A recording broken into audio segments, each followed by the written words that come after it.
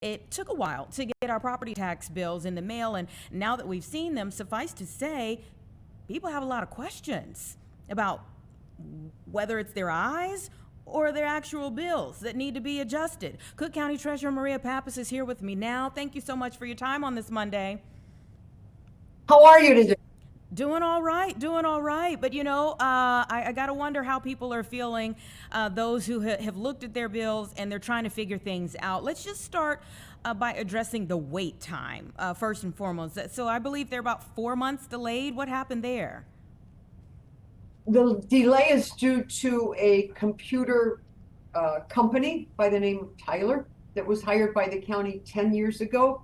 Unfortunately, the county board gave them $15 million up front. They were 7 years late, and there was only a $250,000 penalty clause in the contract. So there was no punishment for them to perform and to perform quickly. So sum and substance, they're late because it was a vendor who dragged his feet, and the county made a decision not to run parallel systems, which was a serious mistake. So you didn't have the old system and the new system running together. All you had was a new system that just couldn't get up and running. Wow. And be it, what may, they were delayed, but of course the bill still needs to be paid by December 15th, whether you're paying it on your own or whether your mortgage lender is paying it, correct? I've been doing this quite a while, so just let me tell you something. Very few people complained about not getting a bill because it gave them extra time to do what they wanted with the money. So what's happening is usually following this December 15th date, there is a March date. That date is going to be extended to April, so they're going to have extra time there. Additionally, last year we went to Springfield and we got the interest rate reduced from 18 to 9%. So on this bill, if you go to cookcountytreasurer.com, not on December 15th, but on the day after, which is the penalty date, the 16th, okay, you can sign up for a 13-month payment period. Look at this bill. This is somebody whose bill in South Chicago went from 3,900 to from 1,800 rather to 3,900. And here it shows you on the bill, where does your money go? It tells you whether or not your bill went up or down based upon a particular agency. And you see here the Board of Education is approximately 60% of the bill. So you don't have to pay this bill on December 15th. You can pay it over a 13-month period of time, a payment plan with 9% interest. You want to wonder why these bills for the residences, in particular, look at this. These were the hardest hit. The hardest hit were West Garfield Park, which is up 133%, North Lawndale, which is up 99%, and Englewood, which is up 82%. Let me show you the Englewood bill. Here, this person, it was $988. It's gone up to $2,300. Oh my goodness. But talked about the bonfire this weekend. Look at this. If you read your bill, it says that there was a TIF in the city of Chicago that added $1,500 to this bill. So people are coming to cookcountytreasurer.com. They are downloading their bill. They are looking at where their money goes to understand that these 14 taxing agencies on the left side either lowered or raised their bill. So this bill, it was all went to TIFs. Everything else went down. On this bill, which is West Garfield Park, again, you have a TIF that raised this area by $1,142, and all the other agencies raised it, so it's up $1,300. So read your bill is really important. Being able to pay on this payment plan is important. And finally, the people who complain the most are the people who never vote. In the last election, 80% of the people in the city of Chicago did not bother to vote. And that's important. So the message is, if you don't like what's happening, you just can't complain. You got to get up, get out, and vote. And right now, the city of Chicago on the 5th floor is holding public hearings. You can go there.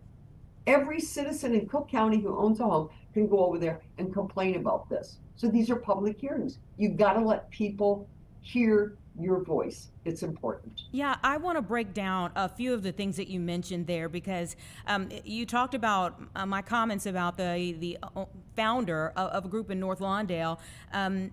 that had that bonfire over the weekend, he mentioned on Friday when we talked to him that some people have 100% increases. You said that that's in part due to a tip, but how is that possible when we're talking about neighborhoods that have a median income of $20,000 or $30,000? It's possible. It's possible when the city council votes on improvements, and those improvements include something that allows the entire group of residences and commercial buildings to pay more. And I don't know what the TIF was in Englewood or West Garfield Park or Lawndale, but I listened to that clip that you did, and a lot of those homeowners were saying, why am I paying $1,500 for this TIF? And what is a TIF? Which is a whole other issue. Yeah. I just want to add something here. Sure.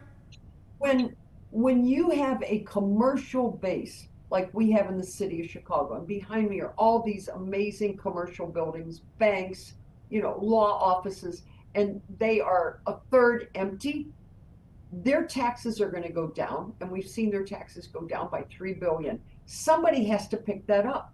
So the people who are picking it up are the residences and the people who are still living here.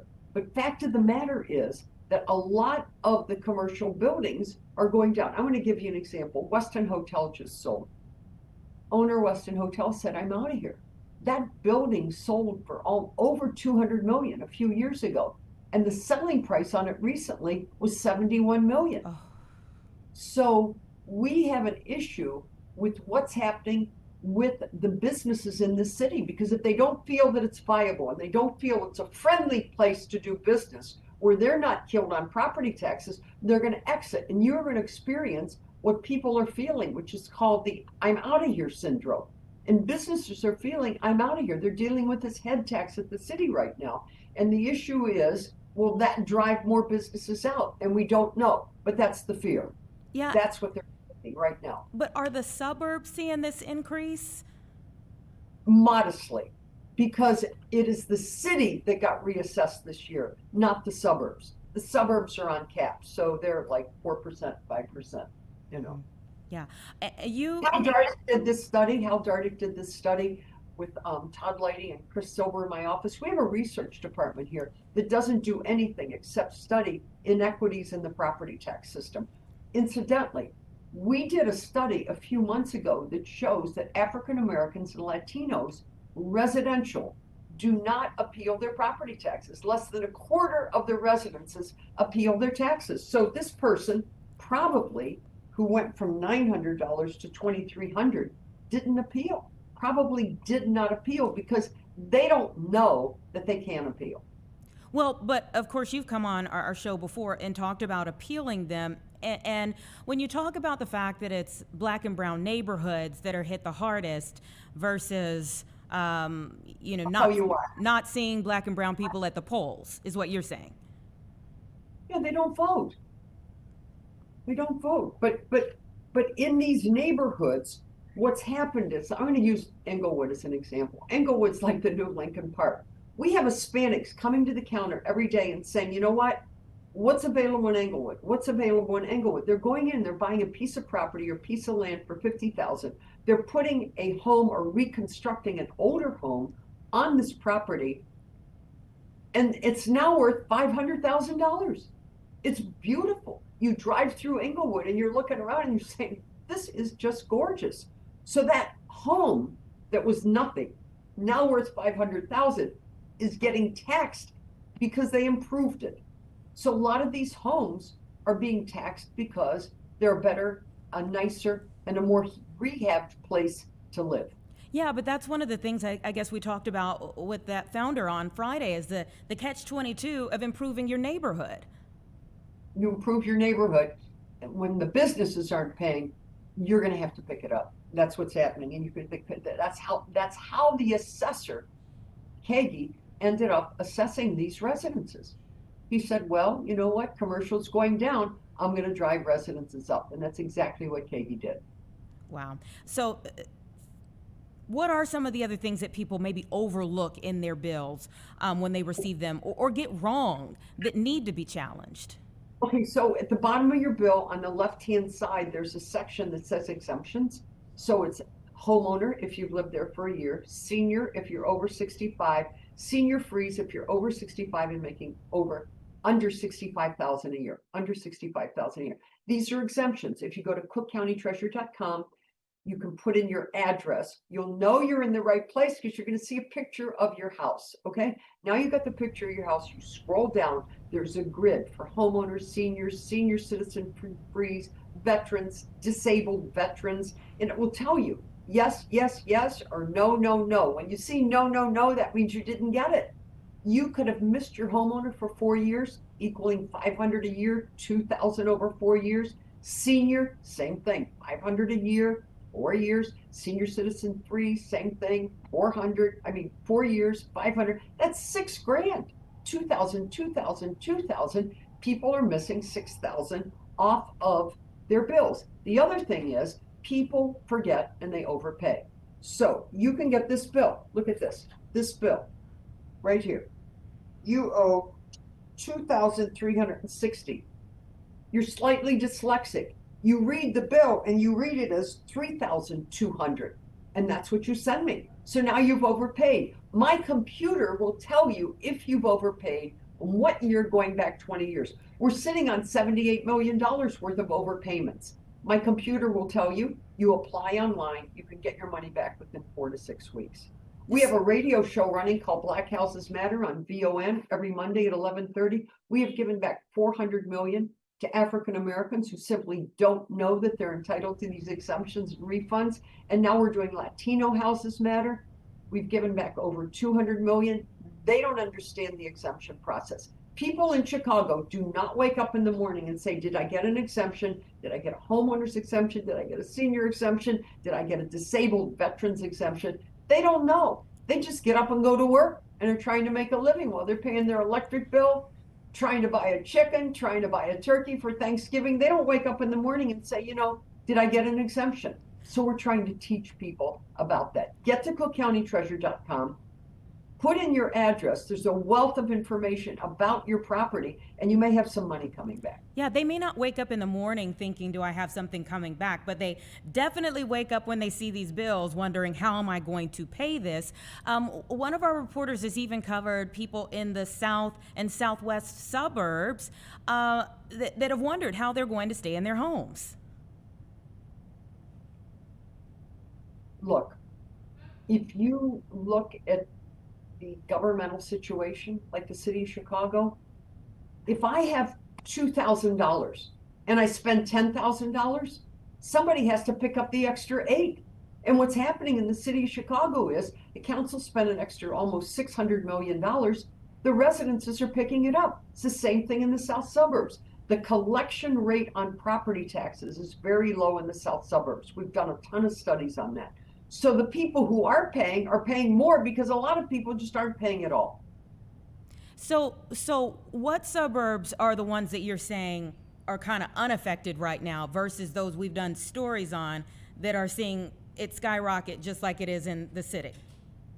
That's a tough question because there's, 80 different townships here. So we've got a dashboard and I could get back to you on that and go through each one of the suburbs, but I don't have it readily in front of me. I can tell you that the suburbs right now, the south suburbs are hurting quite a bit, but like Skokie, Wilmette, they seem to be doing better. So once again, we're dealing with Black and brown people. Minority areas. Right. Much lower collection rate than the northern suburbs. Mm-hmm. Generally, our collection rate is around 99%. 99%. I just want to add, I said that people don't get crazy because they don't get a bill because they get to hold this money extra for a while. But we have had, and we didn't turn on our computer until Friday, but people started paying on Wednesday. We had a trial run up, mm-hmm. and they came in and started paying. 51,000 people have already paid $238 million. That's astounding. Well, that's wonderful, and I hope that it all comes in. I am concerned about those who are trying to figure all of this out right now. So let me ask you this. I know our time is pretty short here. What kind of impact do you see situations like this having on the long term for Chicagoland communities? Look, this city needs a long-range plan to figure out how to bring business back and keep residents here.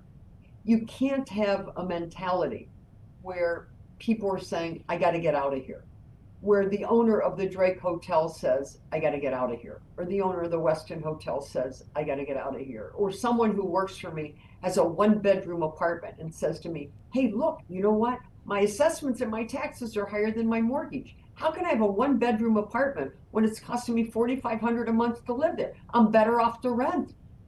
So we need to come to some conclusion about what we're going to do about the fact that this bill, 60% of, or 60 to 65% of it is going to public schools.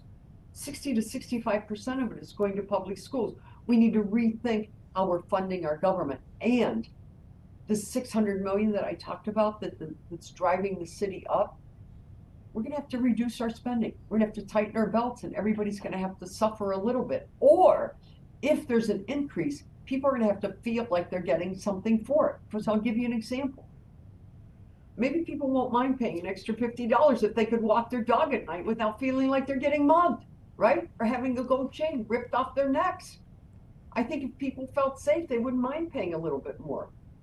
But they don't have that feeling right now. There's a pervasive feeling of fear with regard to crime. And I think that November and December will probably get worse because these SNAP benefits have been cut off, and people are just going to come to any area that they feel that's wealthy and take what they can take. They're going to go into the drugstores and take what they can take. They're going to go into stores and take what they can take. You know? Okay, I have about a minute left with you. I know you have something else, a prior engagement to get to. You are among a list of people to watch who may be considering running for mayor as you talk about these many issues with the city and with the county here.